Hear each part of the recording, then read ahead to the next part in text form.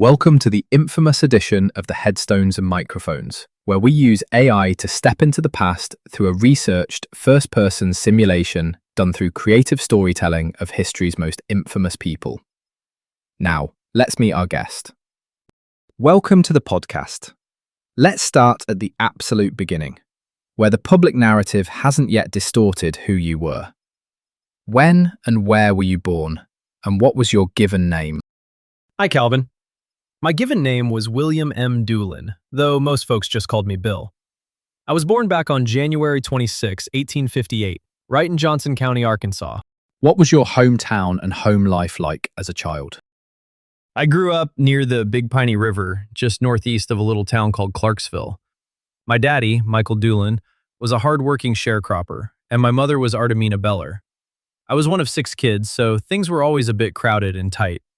We farmed about 40 acres of land, and from the time I was big enough to walk, my life revolved around chopping cotton, tending to crops, and trying to scratch out a living from the dirt. It was a simple, honest, but very poor Southern upbringing. Was there a story behind your name, or a nickname that stuck with you? Nothing too fancy there. My birth name was William, but the name that truly stuck with me across the territories was just plain old Bill Doolin. Later on, when the law and the newspapers started tracking my boys and me, they labeled us the Wild Bunch, or the Doolin-Dalton Gang. Some folks called us the Oklahombres, but to the people who actually knew me day to day, I was always just Bill. What were you like as a child, and how many years of schooling did you actually attend?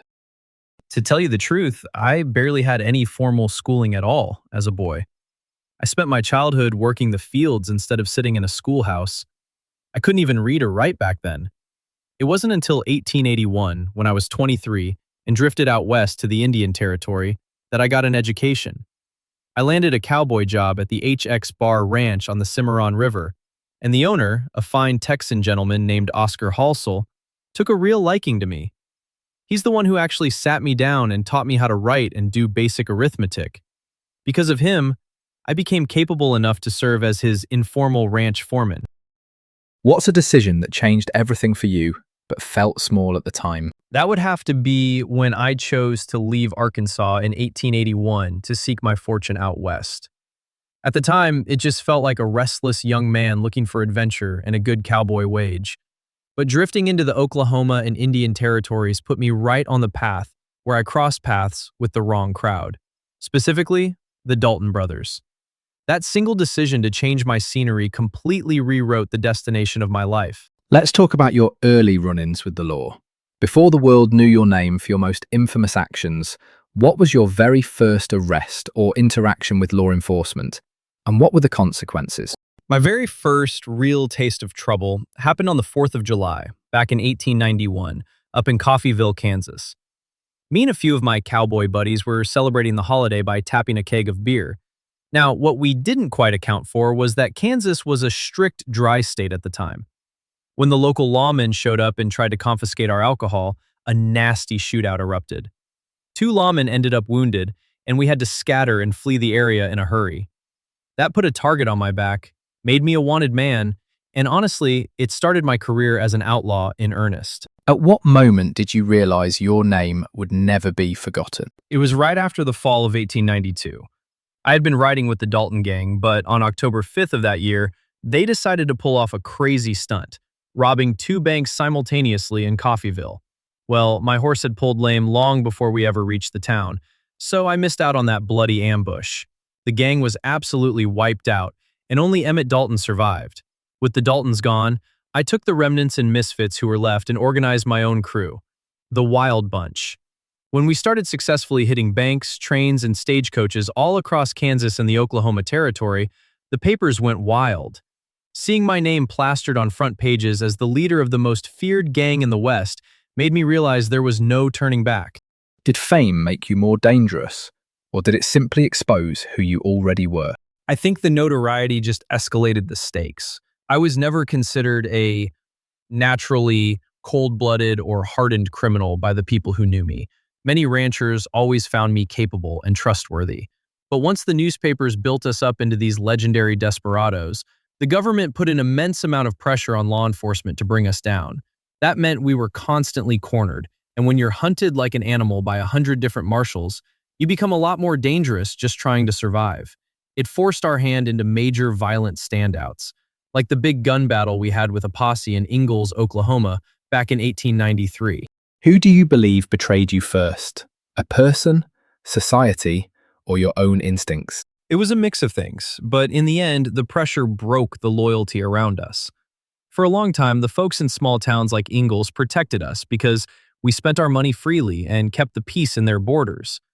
But U.S. Marshal E.D. Nix put a massive bounty on our heads and systematically hunted us. Eventually, people close to the gang started talking to save their own skins. When I was finally tracked down for good, it was because a local blacksmith leaked information to the law about exactly where I was hiding. What's a unique habit or a random fact about you that would surprise people? People might be surprised to know that despite my reputation as a wild train robber, I actually tried to negotiate my own surrender. In 1895, while hiding out in New Mexico, I made several formal offers to the authorities to give myself up peacefully in exchange for a light prison sentence. I wanted out of the life. But the law rejected my offers outright. They wanted me dead or locked up forever, no compromises. Oh, and because of a bullet I took during one of our escapes, I walked with a distinct limp for the rest of my days. Did you have any known rivalries that defined your career? Absolutely. Our main adversaries were a trio of relentless deputy U.S. Marshals known as the Three Guardsmen: Bill Tillman, Heck Thomas, and Chris Madsen. Marshal Nix gave them a direct order to bring the Wild Bunch in, alive if possible, dead if necessary. They systematically tracked my boys down one by one. Tillman was the one who ended up catching me by surprise in a bathhouse in Eureka Springs, Arkansas, in January of 1896, where I was just trying to rest my wounds and take the medicinal waters.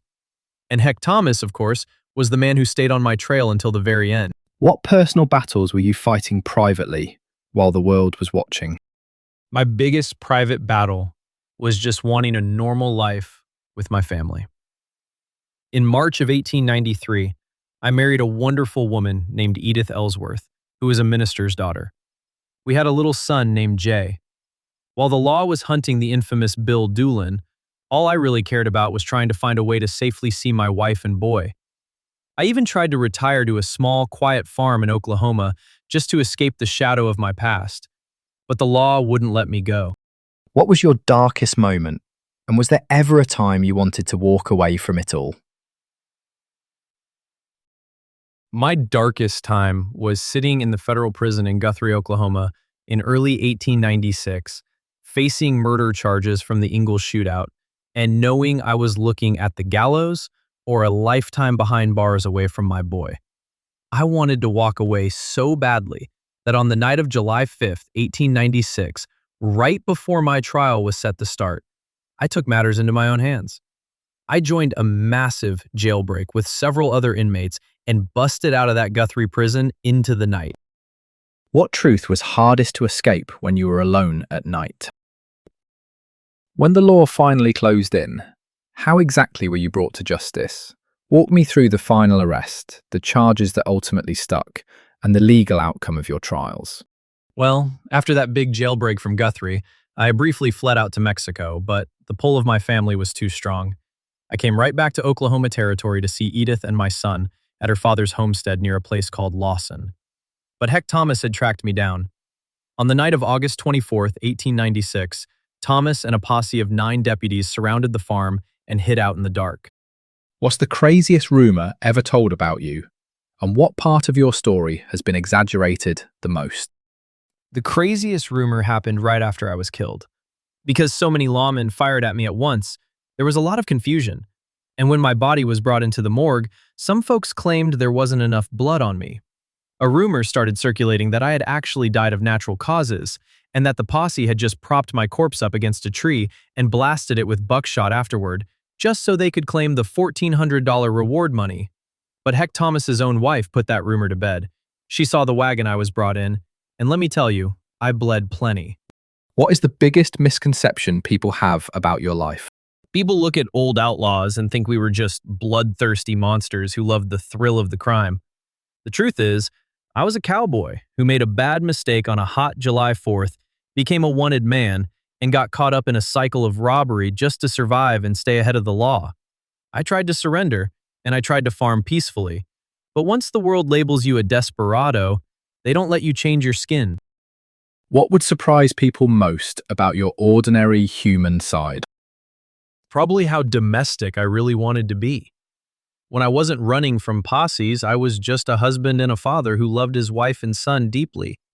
My boy Jay actually went on to take his stepfather's last name later on, lived a long, completely blameless, honest life in Ponca City, Oklahoma. I'm glad he got the ordinary, peaceful life that I couldn't manage to keep. When, where, and how did you pass away? It happened on the night of August 24, 1896, out by the barn on my father-in-law's homestead near Lawson, Oklahoma Territory. I came walking out of the barn and Heck Thomas called out into the dark for me to halt and surrender. I wasn't going back to that cage, so I wheeled around and fired on them with my Winchester rifle and my revolver. The posse unleashed a heavy return fire, and a double-barreled shotgun blast caught me right in the chest and drove me straight to the ground. I died right there in the dirt at 38 years old. I'm buried now in the Boot Hill section of Summit View Cemetery in Guthrie. Was your downfall caused more by your own flaws or by the world changing around you? It was a bit of both. My own flaw was choosing the easy, lawless path with the Daltons when things got tough. But the world was changing fast in the 1890s. The old, wild, open territories were being tamed, marshals were organizing with better communication, and the old-style cowboy outlaw just didn't have a place to hide anymore. The frontier closed in on me. What past regrets did you carry with you to the end? If you could erase one decision from your life, would you? Or was it necessary to become who you were? Do you have any closing remarks about the interview or the stories you shared that you would like to share with the listeners before signing off? I'd just tell folks to look past the dime novels and the Hollywood movies. Being an outlaw isn't a grand romantic adventure. It's a life of sleeping on the cold ground, constantly looking over your shoulder, and tearing your family apart. I appreciate you letting me set the record straight, Calvin. And that wraps up another conversation from Beyond the Grave. Thanks for joining us on the Headstones and Microphones podcast. Remember, do better with the life you have been given and choose to do good in this life. Please help spread the word by sharing and following the pod.